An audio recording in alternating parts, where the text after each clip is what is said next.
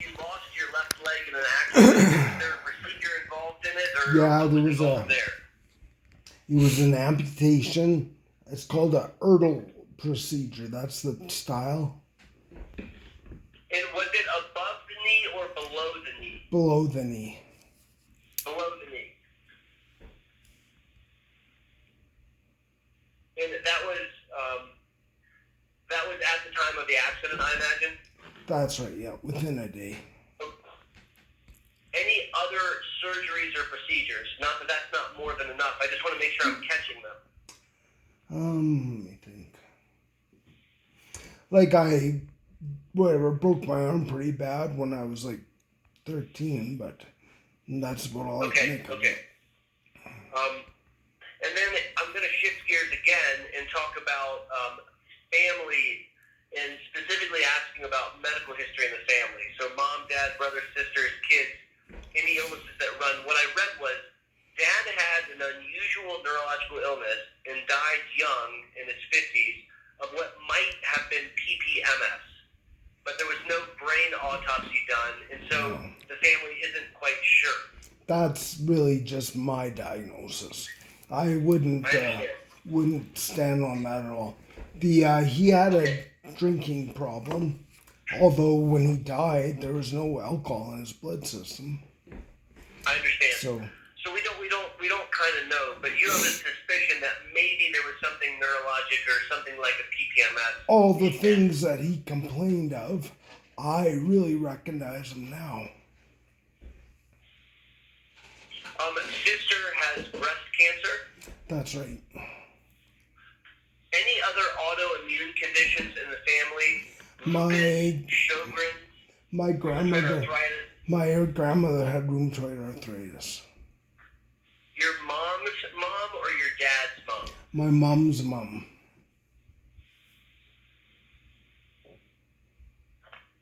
Okay, thank you. And let me ask you some questions. Which town do you live in? Strathmore. And who lives in the house with you? I live by myself. And you spend the day in a power wheelchair? That's correct. And talk to me a little bit about the setup at home. Do you have, for example, someone that comes in to assist you periodically or intermittently? Or yes. Share with me the setup at home. I have home care come in 4 times a day. So morning, noon, supper, and bedtime. Okay. And my girlfriend is with me here most all the time. Okay. So there's a caregiver that will come into the home to help you at 4 time points during the day. That's right. So like when you wake up, like getting out of bed and toileting and getting dressed and into the chair. And then there's assistance for the meals of the day. And then there's assistance in transitioning back into the bed in the evening. That's correct. And then you have friends and family that will also be present to help out in addition. That's right. Do you have home care on the weekends also? Yes. So that's good. 7 days. You set my phone up right here. I'm gonna ask a few more questions related to what's going on at home, because it's very relevant to our later discussion about MS in general. Do you need any assistance with using the facilities, either bowel or bladder? Well, bladder, I got a suprapubic catheter, and bowel, I am on a routine that seems to work until I take antibiotics. Okay, all right. So as long as there's no antibiotics to destroy your gut flora, you have a bowel program where you move your bowels at some frequency that works for you. That's right, every morning. And the suprapubic catheter is maintained by home health nursing or what have you? That's right. Okay. Do you have any bed sores? No, I don't. Okay. And do you identify, in the paperwork that you were nice enough to fill out for me, you commented that you have some difficulties periodically with swallowing. Do you have some swallowing problems at times? Yes, I do, for sure. Can you tell me about them? To be honest, they're mostly affected by fatigue. So the tireder I get, the more apt I am to choke. To go down the wrong tube. Yeah, it's like I breathe in what I should be swallowing, or vice versa. Yep. Now, is that a daily event? Like, so if I asked your significant other, is watching him eat or eating a meal with him at times a bit scary? Yeah, I guess so. It can be a little scary Yeah. at times because of concern for going down the wrong tube. Yeah. Okay. Have you ever had an episode of choking, like where like somebody had to try to come over and help you? I had one good bout of choking where they had to roll me on my side and pat my back. Wow. So that happened on one occasion. No, and it Probably was more than the that. other night too that happened. Probably a couple times anyway. Okay. All right. So that's something that I would like to come back to. I think that's kind of important, just to make sure that we talk about it. So I'm gonna, and then I'm also just gonna put down a note that you had that suprapubic catheter. Okay. Now, as far as moving around, are you able to control your power wheelchair with either with your hands or with a sip and blow, or how do you maneuver around in the power wheelchair? I use my hand. My right hand is about the last thing I got that works. Although by the end of the night it gets kind of dicey. So fatigue is a major issue, and you can use your hand okay, but at the end of the day, at the same time where the swallowing is not so good, maybe the hand control is not as good. That's right.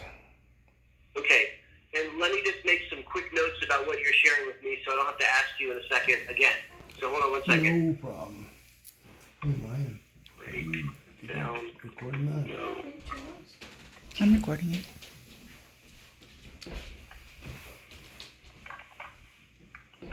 Aren't you going to get tired?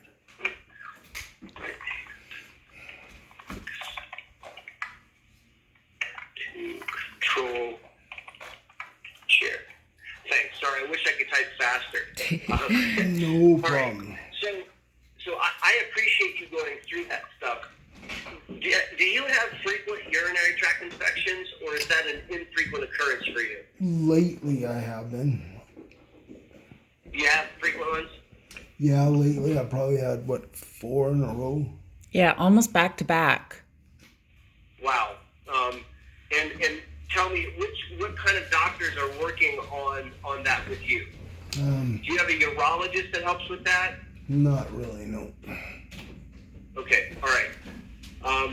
And as far as this, you're in a chair and you don't have any skin breakdown, which is fantastic. Do you have a program to keep to keep pressure off the dependent areas, or tell me a little bit about how you do that? Not really. I try to shift myself around, and that's about it. His chair is a tilt. It tilts back, so he's able to kind of adjust the pressure that way. But his bed is one that has the mattress where it fluctuates and it's like the air mattress or whatever. So that does change pressure points. Okay. Going back to swallowing for a second, do you ever have trouble getting enough calories because you can't swallow as you get tired? No. Like, do you ever have to give up on a meal because Actually, you can't swallow? I know what you're talking about. About 6 months ago, I went into the hospital because I was sick, and it was an undetermined infection. And at that point, I couldn't swallow, I couldn't chew, I couldn't do nothing. How long did that last? At least a day. Okay. All right. Okay. So let's take pause on this discussion and and shift into a discussion about your MS, really discussing sort of the story of your MS, for lack of a better term. What I would like to do is, with your permission, I would like to share with you what I read, and then you correct me and say, no, Aaron, that's not right, and then you can fill me in if I mess up. Is that okay? Yeah, that sounds great. All right, I just want to be respectful of the fact that you took time to write it all down, so I'll share with you what I read. So May 1st, 2004 is when you suffered the accident and had the below-the-knee amputation of the left leg. That's correct. And was that a car accident? It was a motorcycle accident. Okay. It was And trauma then, to the ankle, and then it just was easier to cut. It got worse. I'm so sorry. And then if we fast forward, we go 2 years into the future before we start to have some neurological symptoms. So in June 2006 is when we first noticed the vertigo, the sensation of spinning, correct? That's right. And then you were given a formal diagnosis of primary progressive MS several years later. It wasn't until 11 of 2011 That's right. that we had a PPMS diagnosis. That's right. If you could please help fill me in what happened between the vertigo in 2006 and then the 2011 diagnosis. Can you help me with that part of the story, please? Ever since the day I lost my leg, I thought they had taken my bladder too. I had could not hold anything. And the vertigo, because I played lots of sports and baseball and stuff, and I really just wasn't doing very good. I put my head up and I'd want to fall over. That's all recollection after the fact. So I didn't really think of that stuff until probably 2011. And you blamed it on losing your leg. I blamed it on losing my leg and the prosthetic. Got it. So you had literally the hallucination of spinning, you had difficulty controlling bladder function, but at the time, a lot of it was chalked up to the bad accident. That's right. What workup was done that led to them concluding the diagnosis in 2011? An MRI. Okay. Did they do spinal fluid? They didn't have to. I'm just asking. No. Okay. Okay. And so the MRI was consistent with MS. And what led them to say this is primary progressive MS as compared to relapsing MS? Well, to be honest, it's probably just my information. They would ask if I feel any relapses, coming and going, and I'm like, no, it always feels this way. And so it has constantly progressed with no, yesterday was always better than today. Got it. Now, and as you've obviously had years now to reflect back on the symptoms that you've had and so on and so forth, do you ever recall a time when you had worsening of symptoms that happened not slowly, not like a slow burn over months to years, but where you got worse over days to weeks, where you got worse much quicker, and then there was a period of time that went by, and then you made some form of improvement, either partially or fully? Can you think of any stories like that? Yeah, every time I've ever gotten a stressful situation, whether it was sick or my father dying or whatever, anything like that, things would get worse, although they would never actually get better again. Okay. So you would notice that under times of psychosocial stress that your symptoms would intensify, but then they wouldn't come back down. That's right. What about outside of a stressful event? So there's no life stressor, but your leg became weaker, or your hand became number, or your vision got double, and you can't think of anything surrounding it that was stressful or weird. When I was in the hospital with the infection, that definitely played some toll, and I actually kind of bounced back from that a little bit. In the setting of that infection. That's right.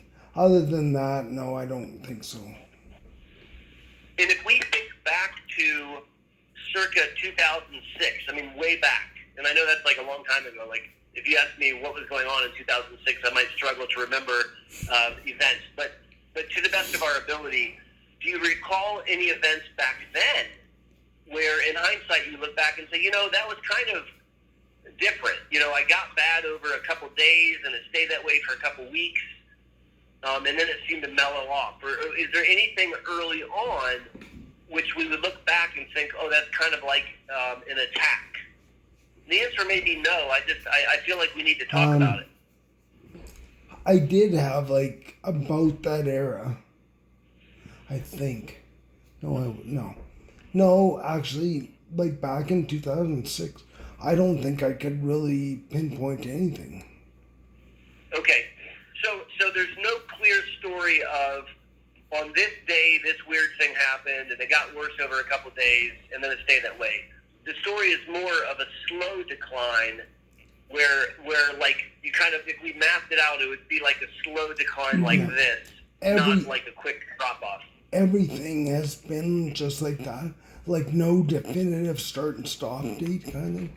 Although, I do, like, if I drink a couple beer, that affects my cognition. And it'll also affect, it'll affect some kind of function. And then I know that's what's going to come next. Okay, all right. I get it. I mean, it's, the neurologists that have written notes about you describe primary progressive MS, and you also endorse a story of progression in the absence of attack.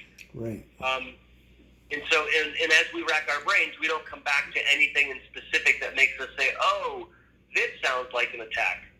What I'm hearing is more in the setting of an infection or a stressor, there'll be a pseudo-attack where things get worse and then mellow out when the infection's gone.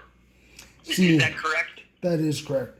In about probably 2010, before I was diagnosed, I was in Vegas and I got tired and I was walking and I basically had to stop.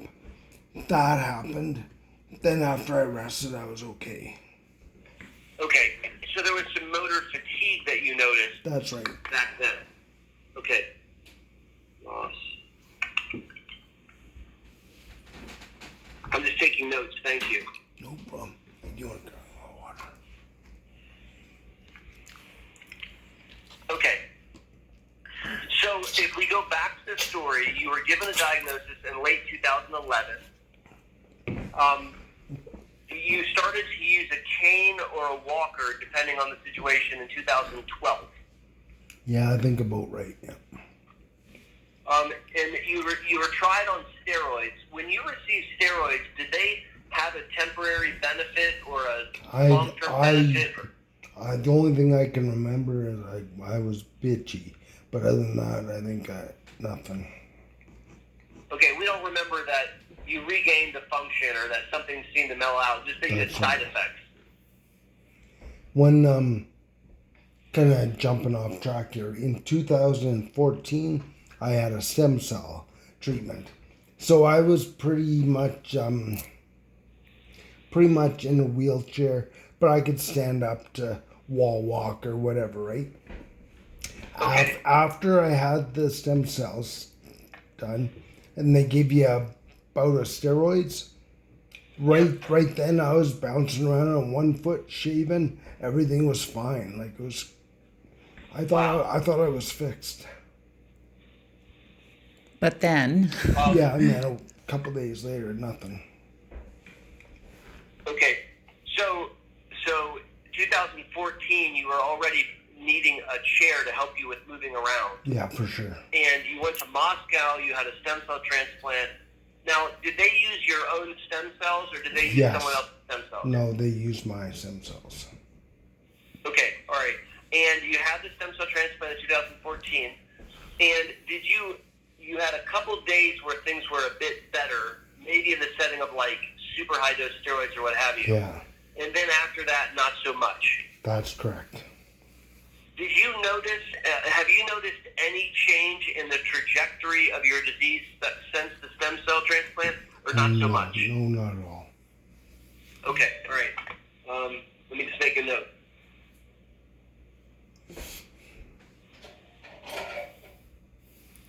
Disease trajectory since this therapy.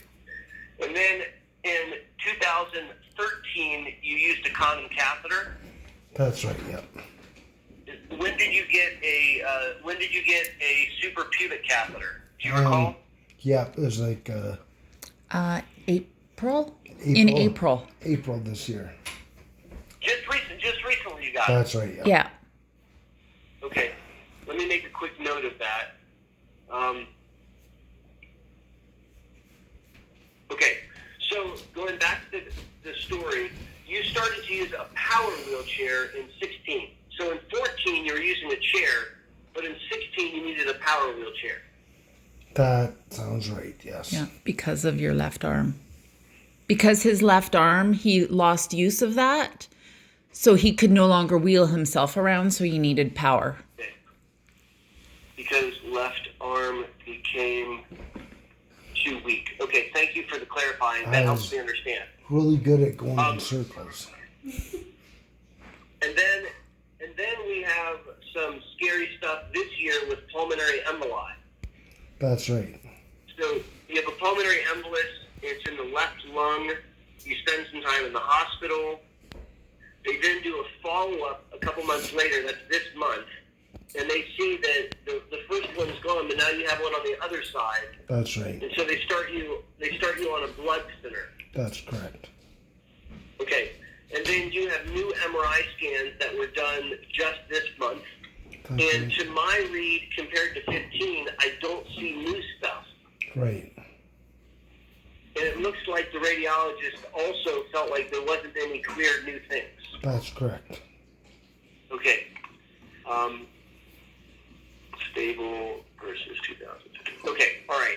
Now, whereas you haven't had new attacks, you do have a lot of chronic symptoms that impede the quality of your life. Yeah, I've listened to all your videos, and I'm positive I have every symptom you can imagine. Yeah, it's, you have been dealt a very, very not nice hand. You're an incredible guy who has dealt with some really awful things. Reading through your notes, I was eager to meet you, and I, you've been through some bad stuff. Let me go through what I read as far as current symptoms, just to make sure I'm correctly capturing what you told me, okay? Okay. And we're doing okay from a hearing standpoint, like Oh, this. perfect. You Working. bet. Yeah, Okay, perfect. perfect. I just want to make sure. Can you hear him well enough? Yeah, okay. I can hear you guys. Yep, Good. We're good. Energy levels suck. That's right. You have energy is low. Motor fatigue is an issue. Cognitive fatigue is an issue. So your functional reserve isn't very big. No, not at all. Mood is not awesome. There's depression, which is substantial, some anxiety, and then some pseudobulbar affect as well. That's right.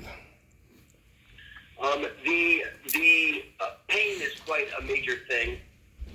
And so there's spasticity, and then there's also neuropathic pain, and then there's musculoskeletal pain from the neck. The down there's are problematic in that the gut doesn't move very quickly, but you have a bowel regimen to help you evacuate. We have a suprapubic catheter. There's been recurrent urinary tract infections, and you've had some hospitalizations because of the urinary tract infections. Yeah, like a week ago, I had blood in my urine, but no UTI showed up. Got it. All right, so what have you yet to tell me about that you're waiting to tell me? Something where you say, I've got to make sure that Aaron knows about da-da-da.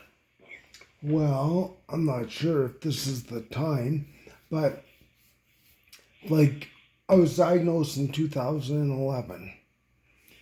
It would be safe to say that I had symptoms from 2010. The EDSS is based out of 10. Well, from 2010 to now, it's almost worked exactly with my EDSS. So does that mean I'm dead in a year or what?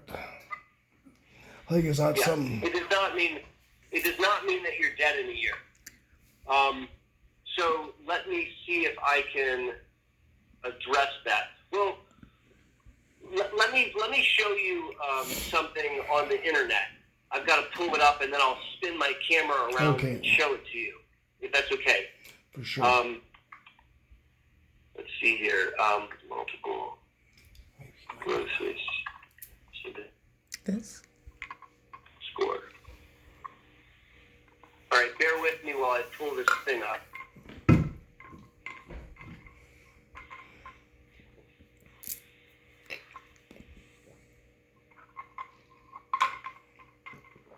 Okay. I'm going to try to be fancy and spin my camera around. Wish me luck. Okay. Okay. I think you did good. Can you see that okay? It's like a rainbow, and you can see my cursor. Yeah. Yeah. Okay, so this represents at the top the EDSS. Okay. So this is 9.5, and this is 0. Right. Right? This represents years of having MS going down the side. Right? Okay. And so if we have symptom onset in 2010, it's been 10 years. So that puts us here at 10 years. Okay? Right. And if we calculate your EDSS, we would calculate it out at somewhere like around an 8.5 or a 9. Would you agree with that? Yes. All right, let's call it an 8.5 for the sake of this discussion. So that puts you here. All right? Okay. So I'm going to use this to make 2 points. Number one, here, I'll turn this around, then sorry, I like to look at people when I'm talking. No problem. To you in a second, but forgive the fact that I'm old-fashioned and I feel rude talking to you when I can't see you. When you can't see me, you have to excuse my mother for teaching me that. So what that shows you is that at 10 years, you're in the 10th decile, which is telling you something that you already know, is that your MS is very, very severe. What that represents, that picture that I had up, is it's 10,000 humans with MS followed for 30 years. Right? So if I show it to you again, each line is 10,000 people. And they're broken down. This is the 10th decile, 9th, 8, 7, 6, 5, 4, 3, 2, 1. So people in the 10th decile have the worst disability. Okay. And what it's showing you is that at 10 years, you're way out here. And so that's the first thing. And you didn't need to get on the phone with me to see that. You already know that. That's not new information to you. Right. And the reason I'm showing it to you is not to be like a sadist and say like, oh yeah, you're really bad off. It's to show you that it doesn't mean you're going to die. Right. Like it falls off the end. People that are a 8.5 at year 10 remain on their colors. So they remain an 8.5 or a 9 when you go out 30 years. Right. Does that make sense? Yes, it does. Another way to talk about it is that people keep their color. So if you were, I'll use the red color because it's easy to see, but if you're in the red color at year 1, this is the trajectory of your disease based on the natural history. When you're out here, the natural history isn't to go this way, it's to go down. All right. Okay, so that's the first, let me spin this around so that you can see my ugly mug. So that's the first thing that I wanted to share was that no, it doesn't mean, that there's just a couple of years and then, you explode and there's no more chat. Okay. That should not happen. So, one of the things that I've been racking my brain at thinking about is there something that we can do to try to help you beyond what's already being done? And I'll divide my thoughts into, I guess, 3 categories, right? And I'm not sitting here with a magic solution, where I'm going to, share something that's going to, you've never ever heard of or thought of. I'm just talking out loud. So the first thing is disease-modifying therapy. So in Canada, they don't offer Ocrevus to PPMS folks if they're in a wheelchair, apparently. I'm very well aware. I say that to you based on the notes because they say he is not a candidate, he is not a candidate. Now, here in the United States, it's not much better. It really depends on the insurance company. Right. To figure out if the insurance company would cover it for an individual. Now, let's put all that bullshit aside, excuse my language, and talk about if we gave you Ocrevus, what would we expect to happen? Right? Is that an okay conversation to have? Yep, you bet, yep. So I would never, ever try to tell you that we could reverse what's been done. I'm not going to tell you that because I think it would be really rude of me to create a false hope that, for a limited time only for $9.99, if you took this therapy that, you'd grow wings and fly around your house. That would be not fair, right? So I'm not going to tell you that. I am going to tell you that we've studied Ocrevus in PPMS, and we've studied Ocrevus in people in wheelchairs. And what we found is it maintains cognition and it maintains hand function. And if we could maintain your right hand, you would find that really freaking valuable. No kidding. Now, I'm not selling snake oil, and the last thing on earth that I want to do is give you the sense that I have some magical tool and that you have to do things I say and that, you're gonna have the dexterity of an 18-year-old. I really, really don't want to give you that impression because it would be wrong of me to do that.